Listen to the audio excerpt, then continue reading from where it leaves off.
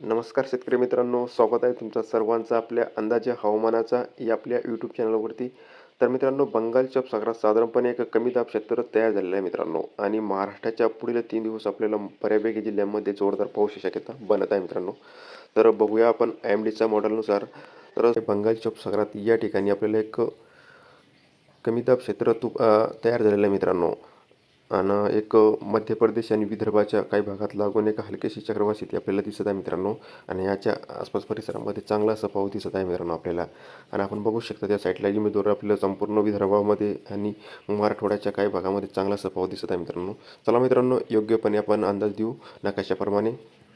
तर मित्रांनो, आपल्याला पुढील 3 दिवस आपल्याला गडचिरोली, चंद्रपूर, भंडारा, गोंदिया, नागपूर, वर्धा, यवतमाळ, अमरावती, वाशिम, अकोला, बुलढाणा, जालन्याचे उत्तरवर्ती भाग, छत्रपती संभाजीनगरचे उत्तरवर्ती भाग, जळगाव इतक्या जिल्ह्यांमध्ये आपल्याला जोरदार पाऊस शक्यता आहे मित्रांनो, विजांच्या कडकडासह.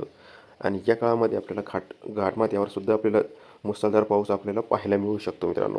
आणि महाराष्ट्राच्या इतर भागामध्ये सुद्धा पाऊस शक्यता आहे मित्रांनो. नांदेड, हिंगोली, जालन्याचे दक्षिणवर्ती भाग, छत्रपती संभाजीनगर, धुळेचे काही भाग या पट्ट्यामध्ये सुद्धा आपल्याला हलक्या मध्यम पावसाची शक्यता बनत आहे मित्रांनो.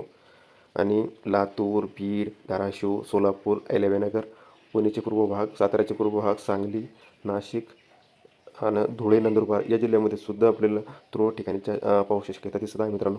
मध्य महाराष्ट्र आणि मध्य महाराष्ट्रात सुद्धा पाऊस आपल्याला पाहायला मिळू शकतो, पण मित्रांनो ते जोर कमी असू शकतो मित्रांनो. या ठिकाणी तुरळक पाऊस आपल्याला पाहायला मिळणार मित्रांनो.